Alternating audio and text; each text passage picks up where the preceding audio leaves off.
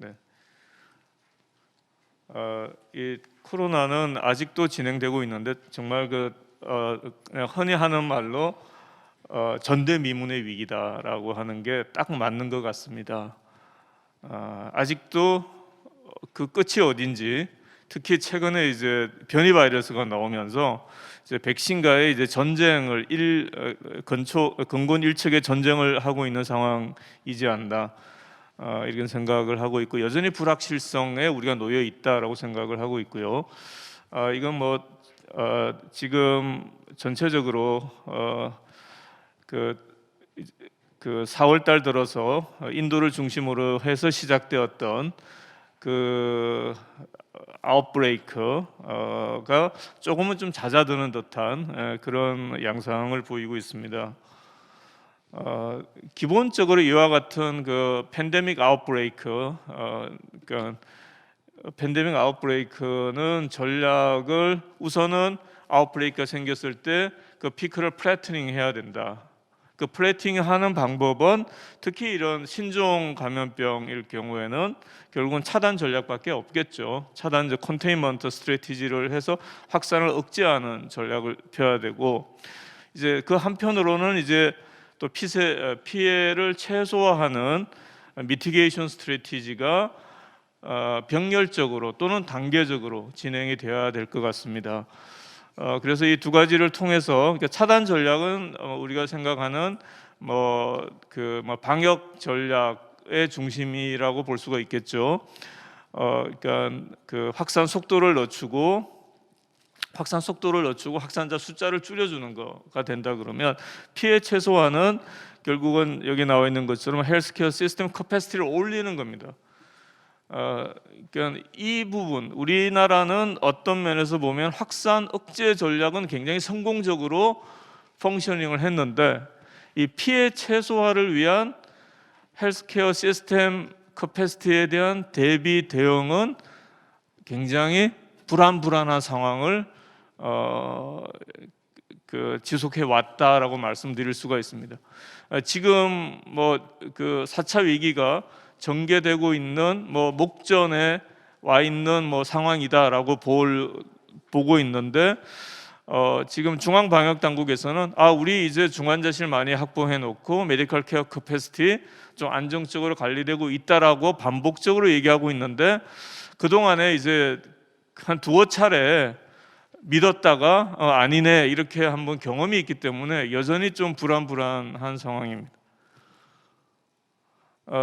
공중보건 위기는 예방, 대비, 대응, 회복이라고 하는 4단계를 거쳐서 진행이 되고 있는데, 우리나라는 그 1월 20일 날 첫 확진자가 생겼고, 그 이후로 2월 18일 날 대구 신천지를 통해서 확산되면서 이제 대비 대응이 이제 그 전까지는 좀 그냥 저쪽 중국 쪽 얘기인가 이러고 있다가 됐고, 공중보건 상황이 이제 2월 23일 날 레벨 D가 돼서 지금까지 1년 이상 레벨 D 상태로 계속 유지되고 있는 상황이고, 이제 그 회복을 위한 노력을 이제 본격화해야 되는 이제 그런 과제를 동시적으로 안고 있다고 보실 수가 있고요.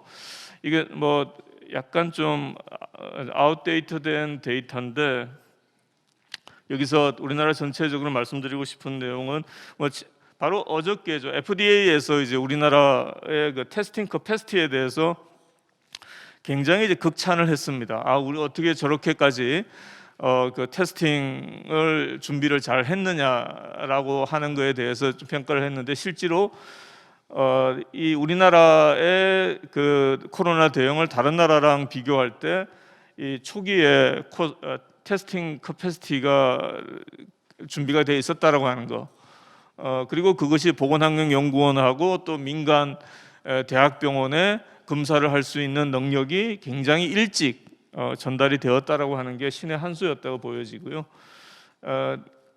그 다음에 전개되는 일련의 과정에서 조금 전에 말씀드렸던 것처럼 우리가 그 대구 신천지에서 확인되었던 많은 문제점에 대해서 보완을 할 수 있는 골든 타임이 있었는데, 그때마다 좀 실기를 했다. 제대로 준비가 안 돼서 정말 그 3차 위기 상황에서 매일 저녁 앵커들이 오늘 중환자실 몇 개 남아 있습니다, 이렇게 카운트를 하는 것을 상당 기간 보도가 되는 그런 상황이 이제 반복이 되었다라고 볼 수가 있습니다. 네, 이건 이제 그 인구 100만 명당 확진자 숫자인데 다른 나라랑 비교해 보면 우리나라가 엄청나게 확진자 숫자 관리를 제대로 했다라고 볼 수가 있고, 그 다음에 이건 이제 사망자 숫자도 굉장히 좋습니다. 그래서 이 우리나라의 이제 성과, 이와 같은 소위 말하는 K 방역에 대해서 테스팅, 트레이싱, 그 다음에 이제 트리트먼트 3T를 얘기를 하지만 항상 저는 얘기를 하는 게 우리나라가 이제 그 NPI, Non Pharmaceutical Intervention으로 이제 퍼스널 프로텍티브 메저를 제대로 하고 있었다라고 하는 것이 크게 기여를 했고요. 그 다음에 지역사회 공중보건 인프라, 이 부분이 좀 덜 하이라이트 받았다, 덜 주목받았다. 이게 결정적으로 우리나라의 그러니까 트레이싱을 할 수 있는 조직 인프라가 우리나라에 있었다라고 하는 것, 이게 굉장히 이제 앞으로 더 이 부분의 의미나 이 부분의 어떤 그 역량을 어떻게 더 제고시키느냐 하는 것이 이제 중요하게 될 것 같습니다. 물론 이제 메르스의 경험이 굉장히 크게 중요했었고요. 자, 이게 이제 테스팅이 미국보다 한 달 정도 빨리 테스팅 커패시티가 전개되었다라고 하는 게 있고, 자, 보건소 이제 공격적 추적 조사를 위한 조직 인력 인프라가 보건소 조직 250개, 이게 우리는 어떻게 보면 당연히 있는 조직이고 공무원 조직인데 이런 조직을 여타 미국이나 이런 많은 나라들에서 갖고 있지 않았다라고 하는 점이 굉장히 큰 차이점이 되고요.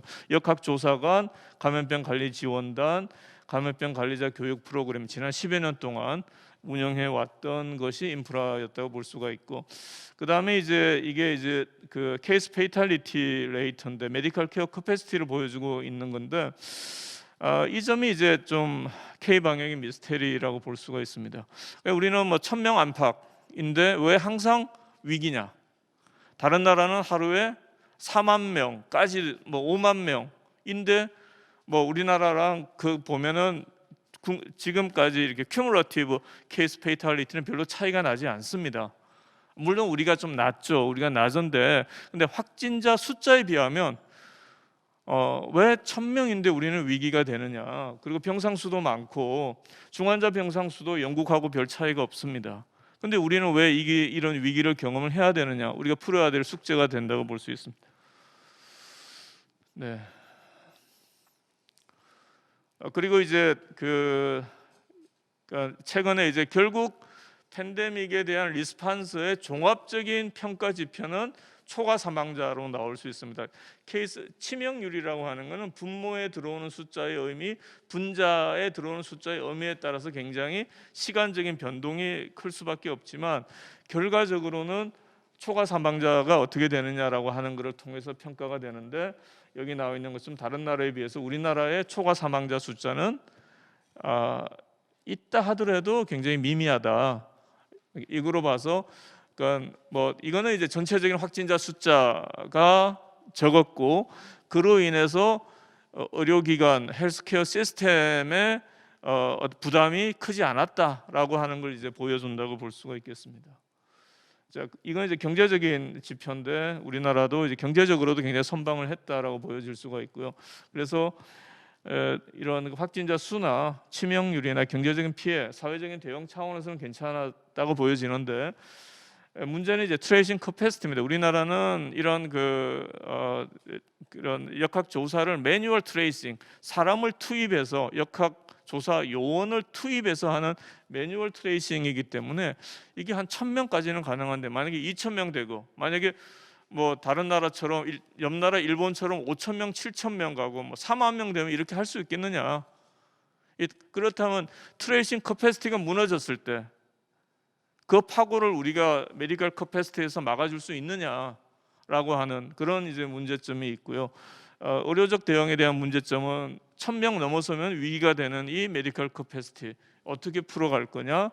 그 다음에 지금 소상공인들, 자영업자 1년 이상 사회적 거리두기를 강화하다 보니까 지금 반발이 굉장히 커지고 있습니다. 시빅 파티시페이션이 약화되고 있고, 그 다음에 이제 좀 더 우리가 고민해야 될 문제들은 역학조사 과정에서 그 프라이버시 프로텍션에 대해서는 그냥 우리가 법을 만들었기 때문에 사회적으로 수용을 했죠, 우리 사회는. 그렇지만 다른 나라에서는 이게 좀 인정되기 어려운 접근 방법이었다. 그래서 아까 잠깐 얘기 나왔지만은 이 남겨진 고통에 대한 힐링을 어떻게 해야 되는가라고 하는 게 있고요. 그 다음에 뭐 치료제나 진단 방법과 관련해서는 전문가 집단이랑 정치권에서 이렇게 막 요구가 들어오면서 좀 많은 문제점들이 생겨났었고요. 그 다음에 이 가버넌스, 커패시티 빌딩 관련해서 과연 지금 뭐 이건 뭐 우리나라에서 위기 대응 정치적인 리더십, 의사결정 과정의 투명성 등등 좀 고민해야 될 이슈들이 좀 많이 남아 있지 않나 이렇게 생각을 하고 있습니다. 자, 그러면 대비 대응 전략은 기본 원칙은 all hazard approach로 가야 된다. 그러니까 원 시나리오 어프로치를 하지를 말았어야 된다는 겁니다. 물론 메르스는 병원 내 감염이 주되게 되었습니다. 그때 메르스가 나왔을 때 지역사회 감염이 확산되면 어떻게 할 거냐라는 얘기가 나왔지만 거기에 대한 대응이 충분치 않았다고 보여지고 있습니다.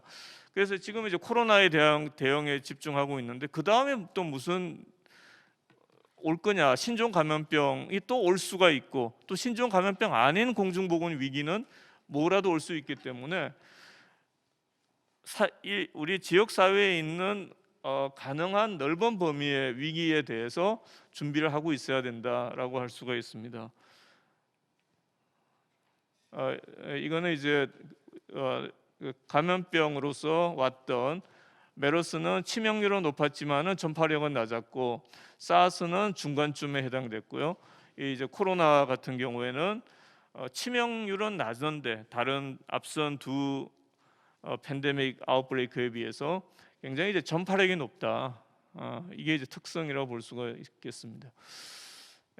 뭐 이 세 가지 신종 감염병의 이런 이제 커뮤니티 트랜스미션 과정에 대한 여러 가지 지표들이 있고 이제 초기에 말씀드렸던 것처럼 대구 신천지에서의 컨테인먼트가 너무 잘 돼서 방역의 차원에서는 그게 이제 성공의 추억이 되어 버렸다. 그게 결과적으로 그 미티게이션 피해 최소화를 위한 임상 진료 공공 의료기관의 확충을 정부 차원에서 더디게 만든 요인이 되지 않았을까. 아무리 얘기를 해도 쿠폰 나눠주고 말아버렸다는 거죠. 그 시간에 공공 의료기관 임상 자원을 확대를 해놨어야 되는데 방역으로 막을 수 있겠는데 실제로 많은 나라에서 K 방역을 칭송을 했으니까 거기에 좀 취해하지 않았나 이런 생각을.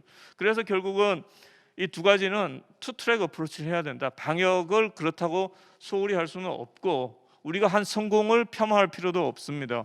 방역은 방역대로 가더라도 지금 아직 끝나지 않았기 때문에 언제라도 올 수 있는 어떤 그 서지를 대비한 이 피해 최소화를 할 수 있는 의료 역량은 갖춰놔야 된다고 볼 수가 있습니다. 그래서 뭐 전체적으로 보면 이제 의료 이슈, 공중보건 이슈, 소셜 이슈 전체에 대해서 우리가 대비를 해야 되고요.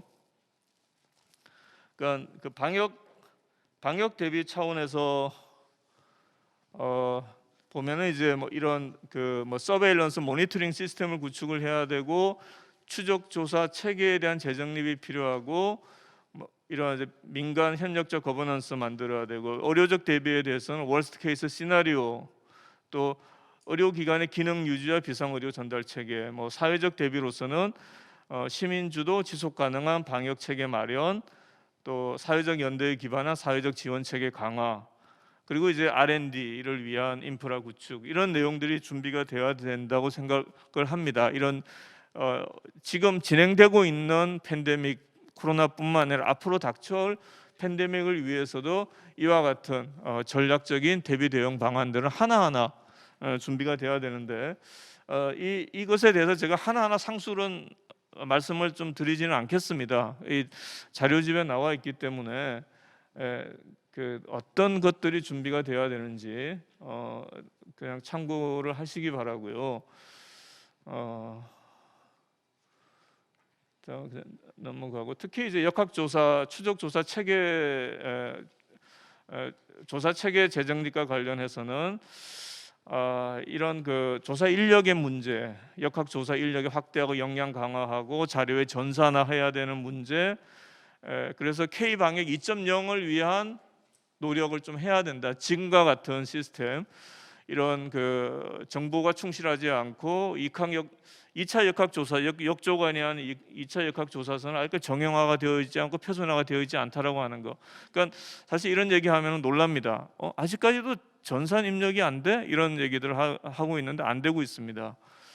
그리고 이제 롱지투디널 팔로우업이 안 된다. 도경계를 넘어가면은 팔로우업 로스가 되는 경우가 많고, 그러니까 모든 정보가 그 지자체에서 확인했던 거기서 그 정보를 다 커버링을 해야 되는데, 그게 지자체마다 질본에서 갖고 있는 정보 다르고 또 지자체에서 갖고 있는 정보가 다르다라고 하는 그런 게 있고, 투웨이 인포메이션 플로우가 안 된다라고 하는 게 있습니다.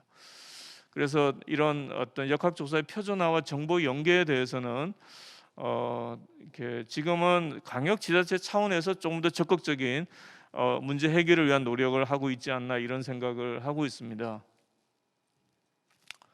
네, 그리고 같은 얘기가 되고요. 임상 자료 당연히 연계돼야 되는데 지금 13만 명 정도 발생했는데 그렇게 많은 숫자들의 임상 정보가 연계되어 있지는 않습니다.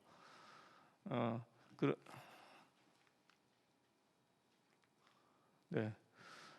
아까 이제 대시보드 얘기 또 나왔었고요. 뭐 반복적으로 나오는 얘기니까 역학조사 인력의 확대에 관련해서 우리가 이제 그 확보해야 될 내용들이 굉장히 많고, 결국 장기적으로는 이런 시군구에 감염병 대응 전문 인력을 어떻게 양성할 것이냐라고 하는 이제 고민을 해 나가야 된다고 보여지고, 그리고 이제 민간 협력적, 지금 뭐 강원도에서 그와 같은 위원회를 만들었지만 앞으로 이렇게 여러 부처가 협력해서 일을 할 수 있는 구조를 좀 만들어 가야 된다고 볼 수가 있고요. 네, 그냥 이거는 넘어가고, 네. 요 이제 마지막 신종 감염병 대비된 핵심 과제로 지금 좀 논의를 같이 했으면 하는 내용을 세 가지를 말씀드리겠습니다. 지역 중심 보건의료 체계 강화, 공중보건 인프라 강화, 그리고 공공 의료 강화가 되겠습니다. 그래서 그 이제 공중보건 위기 팬데믹은 이제 다시 또 올 겁니다. 다시 또 옵니다. 코로나가 다시 또 우리를 덮치던, 지금 좀 잦아드는 것처럼 보이지만 뭐 제2의 또 다른 팬데믹이 앞으로 또 온다고 할 때 항상 현장 중심 대응 체계가 굉장히 중요합니다. 이건 대구 신천지가 준 교훈이고, 지금 작년에 우리가 했던 코로나19에 대한 코로나19의 경험에서 가장 중요하게 우리가 잡아내야 될 어떤 그 테이크홈 메시지이지 않나라고 생각을 하고 있습니다. 그래서 이와 같은 현장 중심 대응에서는 광역 시도의 역할이 굉장히 중요하다고 볼 수 있습니다. 그리고 조금 전에 말씀드렸던 것처럼 지방은 중앙에서 내려주는 매뉴얼, 지방에서 내려주는 어떤 그 지침만 받아서 그걸 따라서 하는 수직적 관계에서 벗어나야 된다. 이제는 수평적 관계로 가야 되고, 이게 수평적 관계로 가기 위해서는 지방에서 커패시티가, 그러니까 preparedness and response capacity가 있어야 된다는 겁니다. 조직적, 인적 역량이 되어야지 수평적 관계가 가능하다라고 할 수 있습니다. 그래서 아까 임성광 원장님이 말씀하셨던 대로 주요 인력들이 지방으로 가야 된다. 지방으로 가야 된다. 중앙으로 가는 게 아니라, 지금 질병청 만들어 놨는데 자꾸 비대해지고 있습니다. 다 질병청으로, 지방에 있는 인력들이 다 질병청, 중앙질병청으로 몰려들고 있는 것은 굉장히 잘못된 지금의 인적 충원 구조가 되고 있다라고 보여지고요. 그렇게 되어야지 중앙과 지방의 협력적 거버넌스가 만들어지고, 무엇보다도 중요한 것은 이제 도민의 건강 질병 문제에 대해서, 감염병 포함해서 도민의 건강 질병 문제에 대해서는 도가 책무성을 가져야 된다. 건강 문제는 중앙에서 해결해 주겠지라는 그런 인식을 바꿔 나가야 된다라고 생각을 하고 있고요. 그렇게 하기 위해서 강원도 내 보건의료 조직의 역량은 획기적으로 강화가 필요하다고 생각을 합니다. 그래서 우선 정책 조직 역량을 강화하기 위해서는 뭐 서울뿐만 아니라 부산, 그리고 경기도에서도 하고 있는 것처럼 건강정책국을 이제는 신설할 때가 됐다. 반드시 신설을 해서 역량을 조직을 늘린다고 뭐 이런 말이 있지만 일단은 늘려야 됩니다. 늘려놓고 그 다음에 역량을 강화시키자라고 하는 겁니다. 그리고 이 방역 조직을 좀 전문화를 하기 위해서는 도 차원의 질병관리본부, 그러니까 감염병 지원단이라고 하는 체제는 기본적으로 민간인 구조이기 때문에 이를 어떻게 질병건강관리본부를 강원도 차원에 만드는 그런 거를 질병청하고 좀 협의가 필요하고요. 무엇보다도 중요한 거는 조직만 늘려서 되는 게 아니라 인적 역량 강화를 위해서 보건 인력에 대한 전문 역량을 강화하기 위한 노력을 굉장히 필요하다고 생각을 하고, 그 다음에 이제 공중보건 인프라 강화는 사실 뭐 강원도에 국한된 문제는 아니고요. 전체적으로 우리나라의 건강 문제를 공중보건의 관점에서, 의학적 관점을 넘어서서 공중보건 관점에서 문제를 풀어 나가려고 하는 노력이 필요하고, 이와 같은 공중보건연구원이 감염병 대응과 관련한 여러 가지 지표들을 생산해낼 수가 있어야 됩니다. 지금 임성강 원장님 그리고 정성민 교수님 했던 내용들이 사실은 이 공중보건연구원 차원에서 체계적으로 만들어져서 배포되는 이런 구조로 가야 되는 겁니다. 지금은 지자체마다 들쑥날쑥 하거든요. 정보의 스코프와 퀄리티가 이렇게 되어서는 안 된다라고 생각을 하고 있습니다. 네, 그 다음에 이제 공공의료기관의 기반 확대는 뭐 제가 드릴 말씀은 아니고 제가 잘 드릴 수 있는 말씀은 아닌데 이런 그 중앙 정부가 일단은 주도를 해야 되지만 공공의료기관의 역할 선진화는 도 차원에서, 강역시도 차원에서 이런 노력들이 주어져야 되고, 중요하게 평가 지표도 좀 이제는 바뀌어야 된다 이렇게 생각을 하고 있습니다. 네, 이게 이제 뭐 다른 발표 자리에서 만들어진 제가 그 하나의 그 모형인데, 여기는 이제 질병관리지청으로 되어 있지만 지청보다는 질병관리본부, 도하고 도의 보건국하고 이렇게 카운터 파트로 일을 할 수 있는 질병관리본부, 질병관리지청 같은 게 필요하고요. 공중보건 조직도 신설이 돼야 되고, 지방정부 차원에서는 자치와 분권의 원리하에서 보건 담당 부서의 기능이 강화가 돼야 되고, 기초지자체 보건소 강화돼야 되고, 보건환경연구원은 기능이 고도화가 돼야 된다 이렇게 말씀드리고 싶습니다. 네, 이건 그냥 지금 뭐 그동안에 의료진의 헌신이 굉장히 많았고요. 그다음에 특히 보건소의 인력들에 대해서 우리 그 전체 사회가 조금 더 관심을 가져야 되지 않을까. 이게 그 여름철에 그 전수검사하다가 쓰러진 인천시 미추홀의 그 보건요원들 사례거든요.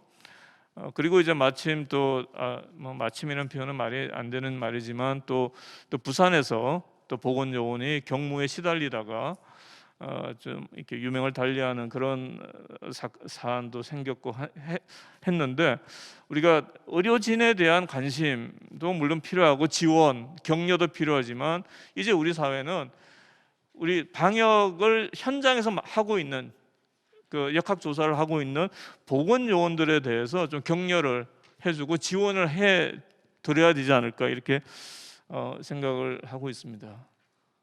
네, 이게 저희 강원도 18개 시군 보건소의 그 선별 진료소의 사진을 다 모아본 겁니다. 네, 그래서 결국 이제는 지역사회 기반 보건의료 체계라고 하는 것이 앞으로 우리한테 남겨진 가장 키워드이지 않나 이렇게 생각을 하고 있습니다. 네, 이상입니다.